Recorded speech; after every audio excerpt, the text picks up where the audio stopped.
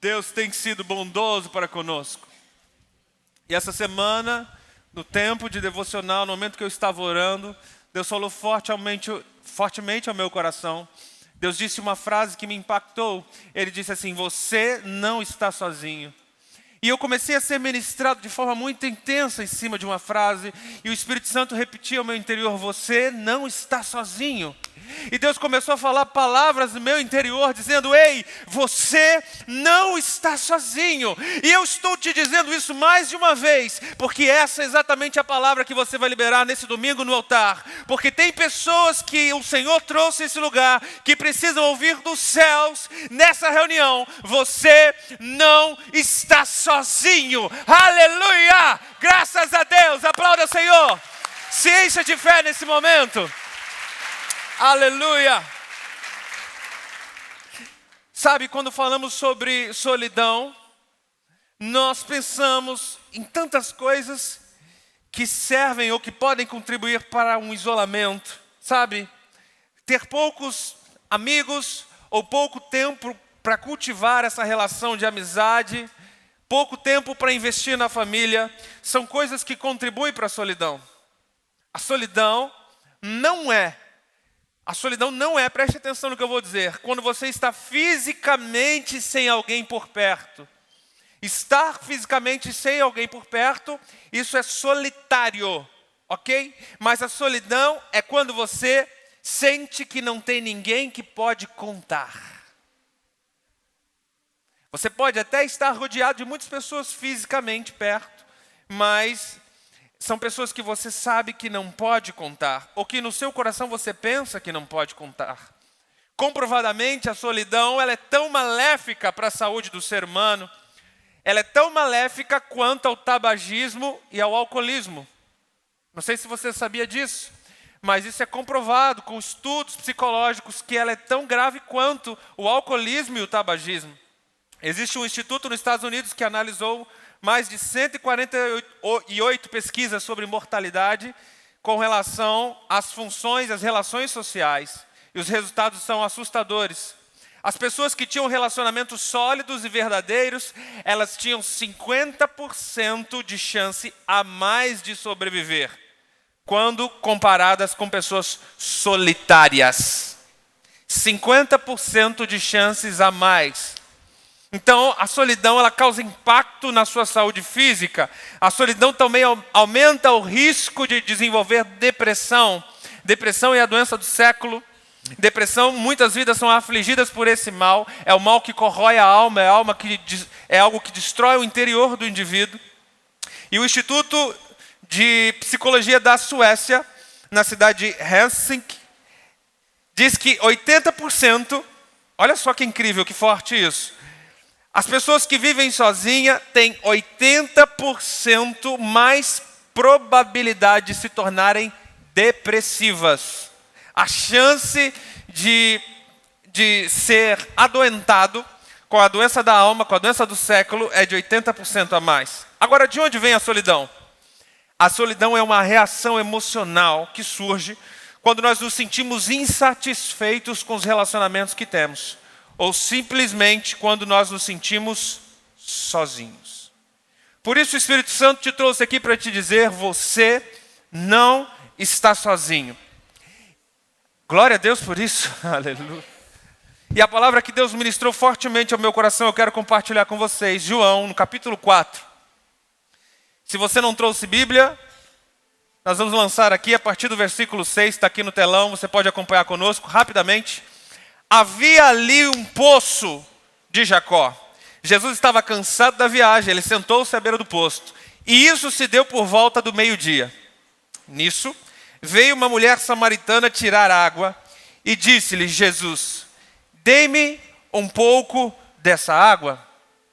Preste atenção, eu não vou me explanar muito na história, porque provavelmente a maioria de vocês conhece a história da mulher samaritana e de Jesus junto ao poço. O fato é que Jesus estava indo da Judeia para a Galileia. Era necessário ele passar por Samaria. Samaria ficava no meio do caminho. Existia uma certa rixa entre o povo judeu, entre o povo hebreu e o povo de Samaria. E Jesus estava cansado desse percurso. Ele parou mais ou menos no meio do caminho, numa cidade chamada Sicar. Essa cidade já estava em Samaria. Os discípulos de Jesus haviam ido para outra cidade para comprar comida. Mas Jesus estava sozinho, em meio a um deserto. Esse poço ficava em meio a um deserto. E é interessante falar que, de repente, Jesus estava lá no poço descansando, veio uma mulher, sozinha, solitária. Essa mulher, ela foi tirar água daquele poço perto do meio-dia. Algumas versões dizem a hora sexta.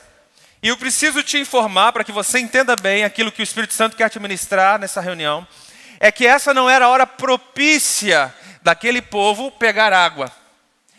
Aliás, essa era a hora que ninguém fazia nenhum esforço externo, nenhum esforço demasiado, porque era a hora que o sol pegava mais forte. Principalmente as mulheres, elas não saíam para buscar água nesse horário do dia. Então aquela mulher, ela foi num horário que ninguém ia, porque ela não queria ter contato com ninguém. Ela não queria ter contato com ninguém. Ou as pessoas iam bem cedo, tipo 6 horas da manhã, 7 horas da manhã, ou elas iam no final de tarde, para não pegar insolação, para não passar mal, e para conseguir fazer o que tinham que fazer. Essa mulher estava cansada de ser julgada. É isso que eu aprendo com essa história, e por isso que ela se isolou. Ela se isolou para não ser mais incomodada, para não ser condenada pelas pessoas, para não ser julgada. Eu preciso abrir um parênteses aqui, trazer para a nossa realidade. Existe um transtorno psicológico chamado transtorno de personalidade esquiva. Esse transtorno afeta 3% da população mundial. Ou seja, 6 milhões de brasileiros têm esse transtorno. São pessoas que elas vivem enclausuradas, numa concha de solidão, com medo de serem feridas, medo de serem julgadas e medo de serem rejeitadas. São pessoas que vivem com uma necessidade de fuga e a sua incapacidade de lidar com os medos e angústias são tão grandes que acabam construindo muros e que as pessoas não conseguem se relacionar, elas não conseguem ter uma vida normal e elas acabam se isolando da sociedade. Então, muito provavelmente, essa mulher, ela tinha esse transtorno. Ela já havia recebido tanta pedrada, tanta acusação, tanta condenação da sociedade, que ela se esquivava. E ela vai ao poço num horário em que ela sabe, ela tem certeza que ela não vai encontrar ninguém. Aquela mulher, quando saiu de casa, ela estava convicta de que ela ia encontrar areia e água no poço. Apenas isso. Ela tinha certeza que ela não ia encontrar ninguém. Mas de repente, quando ela chega ao poço, está Jesus de Nazaré, o Cristo Messias, esperando ela no lugar que ela não imaginava. Uau! E aqui eu começo agora a entrar na mensagem. Calma, fique tranquilo. Você acha que eu vou pregar apenas para 3% da população? Não é nada disso. Eu vou pregar para todos que estão aqui e são filhos de Deus, que em algum momento da sua vida já se sentiram sozinhos com a vida, ou que nesse momento tem áreas da sua vida que você acha que você não pode abrir, que você não pode revelar para ninguém. Uau! Então a primeira pergunta que eu te faço aqui nessa reunião é: qual é a área da sua vida que você decidiu se isolar?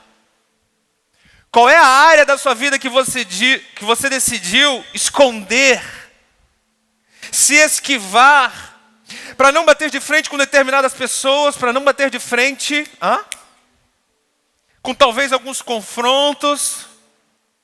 Mas você decidiu simplesmente não tocar no assunto. Não, isso aqui eu vou colocar numa caixinha e eu vou lançar no profundo oceano. Eu sei que todos nós temos uma área assim, ou já vivemos um tempo assim. A situação é: qual de nós nunca pensou na vida, Senhor, eu não tenho ninguém que eu possa contar, eu estou só? Qual de nós nunca passou por uma situação como essa? Eu lembro uma vez na minha vida, na minha fase de adolescente para jovem, eu devia ter uns 15, 16 anos talvez. Eu estava vivendo muita crise existencial, muita crise emocional. Eu achava que eu não tinha ninguém que eu podia contar. Os adolescentes sofrem muito por isso. E aqui vai uma palavra minha de Deus para você que é pai e mãe de adolescente. Aprenda a se conectar com teu filho. Aprenda a ter mais paciência com teu filho. Aprenda a entender o mundo do seu filho. Sabe, todos os adolescentes nessa fase têm muitos conflitos emocionais. E por mais que eles estejam cercados de pessoas, eles na verdade é que eles se sentem isolados e sozinhos. Eles se sentem isolados e sozinhos. Uau! O que eu vou te falar é muito forte. E eu sinto no meu espírito de falar isso. Tem adolescentes que vão numa onda do inferno, um tal de cutting, e eles acabam se cortando porque aqui tem líderes de adolescentes, tem pessoas de adolescentes, eu não preciso expor ninguém, eu não preciso perguntar quem já viu, quem já não viu. Muito provavelmente, quase toda a igreja sabe disso. É quando o adolescente sente que não tem ninguém, ele se sente tão depressivo, ele se sente tão mal, que ele começa a se cortar para se aparecer, e ele vai para a escola de mangas compridas, mesmo estando um calor de 30 e poucos graus. Mas a verdade é que ao mesmo tempo que ele quer esconder as feridas, ele quer exibir e mostrar para o mundo que ele não tem ninguém que possa contar. E essa madura realidade que a nossa igreja e que as igrejas do Brasil enfrentam, a gente não pode tampar os olhos para essas coisas. Chegou a hora de Jesus Cristo apontar o problema, porque Ele tem a solução para o problema. Não adianta a gente querer esconder as coisas debaixo do tapete. É hora do Espírito Santo te dizer: eu sou a cura, e eu quero te libertar, eu quero te curar. Sabe o que acontece com esses adolescentes? Mesmo numa casa rodeada de amor e rodeada de pessoas, eles se sentem sós. Eles acham que não tem ninguém que eles podem contar de verdade. E por causa disso acabam se mutilando. Sabe por quê? Porque a dor física é infinitamente menor do que a dor emocional. A dor emocional é tão grande, é tão forte, ele consegue suportar toda a dor física. É por isso que eu olho para essa passagem e entendo perfeitamente aquela mulher. Ela se expôs ao calor de meio-dia, ela não se importava com o calor, ela não se importava com o deserto, porque a dor emocional era muito mais forte do que o calor e o deserto. Entende? Uau! Quando você tem aquela angústia e você não sabe para quem correr, você tenta procurar alguém, você olha os seus contatos no celular e diz: para quem eu vou ligar? Você não encontra nenhuma pessoa para ligar. Você se isola, você se esquiva, você se esconde. E a dor é tão forte que ela vai esmagando a sua alma, ela vai esfacelando o seu interior. Entende o que eu estou dizendo? São pessoas que elas podem até publicamente, e a gente vê isso em muitos influenciadores digitais. Publicamente eles têm milhares de seguidores, mas internamente eles vivem num mundo solitários, cheios de rancor, cheios de medo, cheios de temores, que não têm as respostas que precisam. E eu encontro uma pessoa nesse mesmo cenário. Uma pessoa nesse mesmo cenário, Jesus estava esperando por ela no lugar que ela não imaginava. Aleluia. Eu estava contando a minha vida e quando eu tinha por volta de 15 a 16 anos, eu estava passando por uma fase assim, como desses adolescentes, uma fase difícil, uma fase que eu estava com muitos conflitos emocionais. E eu me sentia só, mesmo rodeado de algumas pessoas. E aí eu lembro que eu saí da casa do meu tio à noite, bem tarde da noite, e tive que ir para a minha casa de bicicleta, dava, sei lá, uns 5 quilômetros mais ou menos, talvez um pouco mais. Mas nesse trajeto eu passava por uma BR. E tinha um trecho entre um bairro e outro que eu andava de bicicleta numa BR. Pelo menos 1 quilômetro naquela BR até chegar em casa. E a BR, você sabe como que é, a maioria é tudo escura. Você fica dependendo apenas da luz do farol. E naquele momento a BR estava vazia, não passava nenhum carro. E eu, cheio de dor emocional, não estava conseguindo vencer, guardar aquilo no meu peito. De repente eu passo de bicicleta num buraco, levo um tombo feio no acostamento da BR. E eu estava em alta velocidade, descendo o morro. E eu levo um tombo feio e eu bato com a cabeça diretamente no chão. Tem uma cicatriz até hoje embaixo do queixo com isso. E nisso, você sabe que fazer um corte aqui embaixo do queixo, algumas regiões, sangra muito. Na hora começou a jorrar muito sangue, estancou sangue por toda a roupa. E aí eu quase desmaiei, eu lembro de ter ficado tonto e de repente me veio forças. Consegui levantar, erguei a bicicleta e continuar o caminho de casa. A bicicleta virou pneu, estourou tudo, fui empurrando até em casa. E naquele caminho, eu comecei a chorar muito. Mas eu não estava chorando da dor do corte, eu estava chorando muito porque as coisas na minha vida não estavam dando certo. A dor interna era muito maior, que eu nem senti que estava cortado, eu nem senti que estava ralado. Eu comecei a gritar naquela BR desesperado: Jesus, cadê você? Eu me sinto sozinho. E eu lembro que naquela noite Jesus apareceu. E eu tive um dos maiores encontros que eu já tive com Ele naquela noite.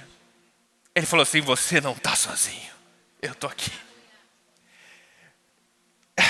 Algumas coisas eu lembro que Deus me disse aquilo, mas o que me marcou, Ele falou assim: você não está sozinho.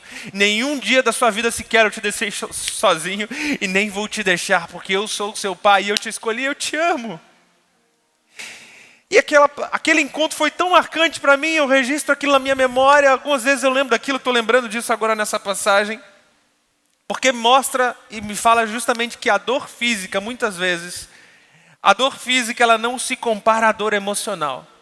A dor no peito é tão mais forte que algumas dores físicas, que alguns ralados, alguns tombos que você enfrenta na vida. E a segunda lição que eu aprendo com essa história é que muitas vezes Deus permite você levar um tombo para Ele te mostrar que você não está sozinho. Eu me sentia tão mal, eu me sentia na pior. Eu estava a ponto de rasgar meu coração e a minha alma na depressão. Mas quando eu levei um tombo físico, Deus apareceu para mim e disse: filho, você não está sozinho. Porque tem horas da sua vida que você pode até tropeçar, esbarrar numa pedra, mas o Espírito Santo está ali na hora para te consolar e dizer assim: meu filho, eu te amo, você não está sozinho. Aleluia! Glória a Deus! Oh, Deus é bom. Depois de 5 tentativas daquela mulher samaritana com relação ao casamento, ela teve 5 tentativas de ter uma vida matrimonial correta. Você conhece a história? Ela teve 5 maridos e aquele que ela tinha não era dela. Depois de 5 tentativas, ela decidiu parar de ser criticada. Era mais fácil se isolar. Era mais fácil ter uma vida solitária. Sabe, eu não sei quantas tentativas a sua vida nessa área você já tentou. Eu não sei quantas vezes você já tentou. Mas quando você erra demais, ou quando comete muitos erros e vai tentando, você é duramente criticado, você é julgado por todos. E geralmente as pessoas que mais amam são aquelas que mais doem. E como dói o julgamento, a condenação de uma pessoa que a gente ama. Jesus está te esperando hoje nesse lugar para te trazer cura e restauração. Não importa quantas vezes você tentou e errou. Talvez por causa disso você está se sentindo sozinho. Mas o Espírito Santo te trouxe aqui hoje para te curar e dizer: você não está sozinho. Eu estava aqui te esperando. Aleluia. Oh, meu Deus. Quando você não tem ninguém, quando você acha que está no deserto, rodeado de areia, não tem ninguém que pode contar, Jesus estava lá esperando. E um único encontro, com aquela mulher naquele poço de Jacó, o único encontro veio trazer graça e amor e não condenação. Embora Jesus sabia a história dela, olha o que Jesus falou no versículo 16 de João 4. E disse Jesus: vá, chame o seu marido e volte. Ela disse: não tenho marido.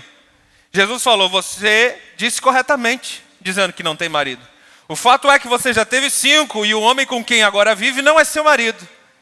E o que você acabou de dizer é verdade. Uau! Jesus aponta o problema. Jesus não condena. Jesus não critica. Ele revela um fato. Sabe? É estranho. A primeira impressão quando você olha para essa passagem me soa um pouco estranho. Por quê? A mulher estava sozinha. Estava num deserto. Jesus sabia que ela tinha um transtorno psicológico grave por causa da solidão. E aí a primeira coisa que Jesus faz é tocar na ferida? Sou estranho para você? Como assim, Jesus? What? Talvez você tenha vindo aqui nessa reunião esperando receber um consolo. Talvez você entrou aqui por essas portas apenas para se esquecer um pouco dos seus problemas. Aí sobe um pastor nesse altar e vem aqui exatamente para falar desses problemas. Aquela caixa de Pandora que estava guardada, ele quer trazer à tona, é isso? Mas eu preciso te dar uma boa notícia. Eu não vim aqui para apontar os seus problemas, te condenar e te julgar. Eu vim aqui apontar o problema porque ele já tem uma solução. E a solução do seu problema se chama Jesus. Jesus está te dizendo, não é para esquecer dos seus problemas. Eu quero tocar no assunto para resolver os seus problemas. Aleluia! Ele estava tocando na ferida, não era para trazer condenação, mas era para trazer solução. Porque quando Jesus aponta o teu problema, não é para te julgar nem para te criticar, é para trazer a solução. Aleluia. Ela disse, eu estou sozinha, eu estou no meio do deserto, eu não quero ser incomodada por ninguém. Ela poderia ter dado qualquer uma dessas respostas, deixa eu viver do meu jeito. O mundo que se lasque, já que ninguém me entende mesmo. Ela poderia ter dado tantas respostas, mas veja a resposta dela no verso 19, ela diz, no versículo 19 ela diz, Senhor, vejo que és um profeta. Profeta aqui significa aquele que podia ler segredos, o intérprete de oráculos. Aí no verso 20, os nossos antepassados adoraram nesse monte, mas vocês judeus dizem que é em Jerusalém o lugar que se deve adorar. Preste atenção, eu já ouvi algumas mensagens dizendo, olha como essa mulher era uma adoradora. Quando ela viu que ela encontrou Jesus, ela começou a falar de adoração. Pode ser, é uma boa analogia, ok. Eu respeito. Já ouvi algumas mensagens assim, mas o que me parece claro e nítido, para mim, o que parece claro e nítido, é que ela estava mudando de assunto. Porque o transtorno dela de solidão era tão grande que ela não queria tocar naquele assunto. E mesmo quando a vida dela foi revelada por uma palavra profética de Jesus, ela não quis tocar no assunto. Ela falou, vamos falar de outra coisa? Ei, vamos falar sobre adoração? Como é que é essa discussão de onde pode adorar, de onde não pode? Vamos lá. O mais incrível de tudo isso é que Jesus, ele entende. Ele respeita que tem uma ferida ali que parecia que estava aberta. Aquela mulher já tinha tentado mudar de assunto no versículo 17, ela já tinha tentado se esquivar e novamente ela vai claramente, olha, não quero falar sobre isso, vamos falar sobre adoração, falar sobre outra coisa. Jesus entende, respeita.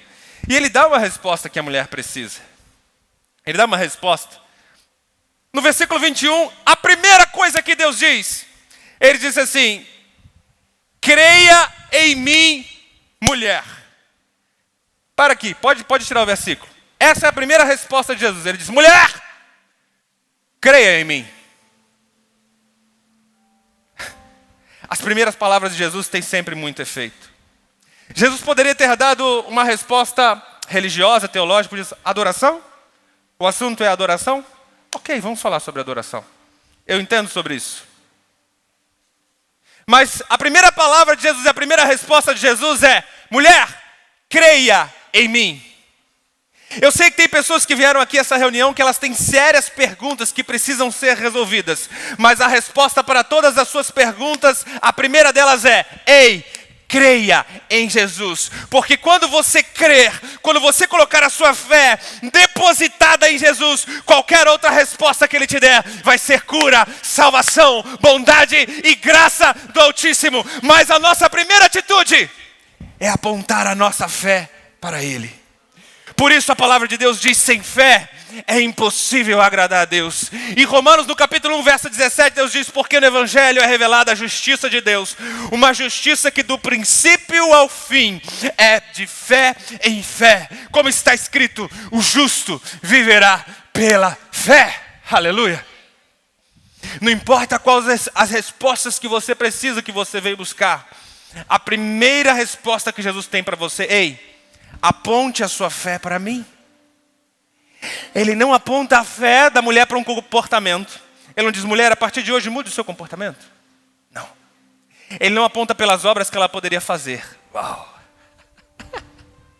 Mas ele, o Messias, o centro do universo, o centro de todas as coisas, ele diz, mulher, creia em mim. Você quer mudar de assunto? Eu sei que seu problema é difícil, eu sei que você não quer tocar nessa ferida. Mas creia em mim. Eu tenho as respostas que você precisa. E a partir daí, Jesus, como muito educado que era, ele dá a resposta. Ele explica sobre a verdadeira adoração.